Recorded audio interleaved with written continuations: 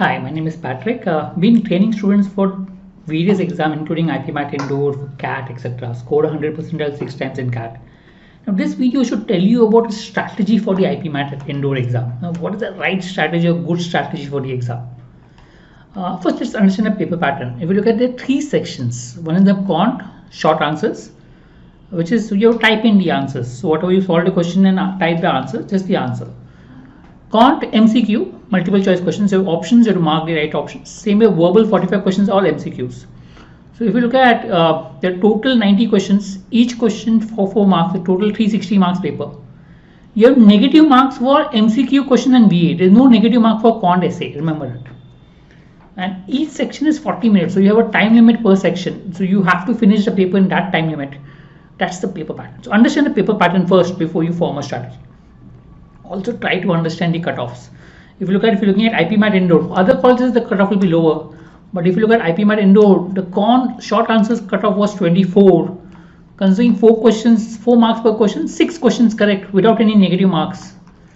So MCQ was 35, which means you can say 9 questions correct, maybe 1 wrong approximately. 9 for the 36, that's how it could be, right?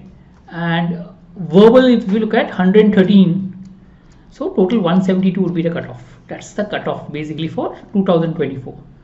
In 2023, if you look at quant, 12 marks. That means 3 questions correct. In 2023, the essay section was very tough, and therefore, even if you had got 3 questions correct out of the 15 questions, you would have cleared cutoff. Last year, 6 questions correct because paper was comparatively easier for essay. But MCQ, the cutoff went down. It was 39 in 2023, it came down to 35.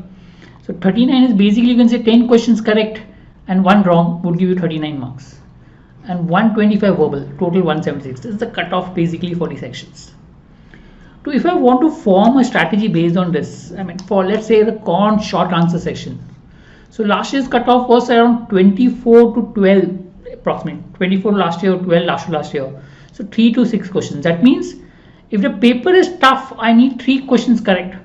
Okay, tough paper. If a paper is easy, I need 6 questions correct without any negative mark. So my normal strategy for clearing the cutoff or to solve the paper would be first solve the easy level questions. In any paper, there will be some easy questions, some tough questions. What people do is they tend to waste time on tough questions. Technically, you should not waste too much time on tough questions, but focus on the easy questions and solve. So that means first round, go through all the questions and mark solve only easy questions. So maybe 1 to 3 questions you can solve in the first round.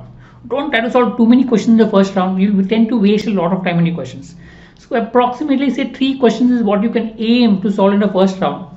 For rest of the questions, try to mark it as medium or tough. Okay, you read the questions and mark as medium or tough. Don't try to waste too much time on marking the medium or tough. So let's say I take 20 seconds per question. Okay, I take 20 seconds per question to identify its medium or tough. So even if I go to all the 15 questions, it will take me 5 minutes. So out of 40 minutes, if I waste 5 minutes on going to the question, I still have 35 minutes to solve the questions which I can solve. So key is not to waste too much time on the questions that are medium or tough. Learn to leave it quickly. Solve the easy level question in the first round, approximately 3 questions, and then come back in the second round to solve medium level questions. That's how you plan to solve. Coming to quant strategy for MCQ type of questions, cutoff was around 35 to 39. That's the cutoff for 2 years. So ideally, if the paper is tough, you could maybe clear the cutoff with 8 questions correct. If the paper is easy, you may require 12 questions correct to get it.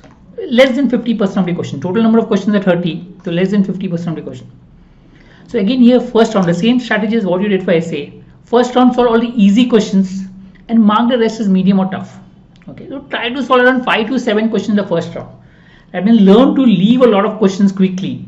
Maybe approximately 15 seconds per question is what I recommend to leave questions quickly because there are more number of questions. So if you take a lot of time per question, then the time wasted in trying to leave a question will be a lot. So you should be able to read a question and leave within 15 seconds whether the question is easy or tough. Only solve 5 to 7 questions in the first round. Then the second round, come back to the medium level questions. So whatever you marked as medium are just taking a longer time to solve, or you feel it's easy but you're not sure how to solve it. So those could be medium level questions. Tough level questions which either take very long time to solve or you don't know, have no clue how to go about solving them. Those will be tough level questions. So mark them as medium, easy, medium, tough. Solve easy in the first round, medium in the second round. Normally you may not have time to solve a tougher questions in the exam, right? Now coming to verbal strategy, I mean, very high, out of 180 marks you need to score really high marks. So even if I look at 125, you need more than out of the 45 questions, you need more than 31 questions correct technically to get it, clear the cutoffs. 30 to 33 questions, and that is assuming no negative mark. With negative mark you will require more questions. So that means verbal, try solving all questions as far as possible. Also break up the verbal into two parts. One part is question that takes more time, like RCs and jumble para normally take more time. So around 12 questions of RC, around 5 questions of jumble para. To these 17 questions you can keep for the second round. The remaining 28 questions which takes lesser time, solve in the first round. Go with a gut feel. I mean, try to solve each question approximately 30 seconds. So it may take you around 15 minutes, okay, to solve these questions, 28 questions. 15, maybe a little bit more, but around 15 minutes to solve these questions as fast as possible. Then come back to the jumble pair and RCE, which may take you around 20-25 minutes to solve the questions. So try to solve almost all the questions in verbal, go more with the gut feel. If you're confused with the answer, don't waste too much time, mark the answer, move forward and come back. In verbal, there's no harm in guess mark. Look, in short answers, you can guess mark because there's no negative mark. You can mark the answer 0 or 1 in the end for all the answers that are there. Mark 1 maybe or mark 0, whatever, for all the options which have not got the answers. For essay MCQ, for MCQs, don't guess mark. I mean, solve only if you're sure about it. Don't guess mark. So verbal, you can guess mark. You can go with your gut feel and say that, oh, this could be the answer. It's possible. You can eliminate a couple of options, mark the answer. That's possible, right? But try to solve all questions of verbal as far as possible. That should hopefully help you get good marks. But again, clearing the cutoff is most important. A lot of people don't clear IPMAT intro cutoff purely because they don't clear the sectional cutoff, right? Hope this is clear. Thank you.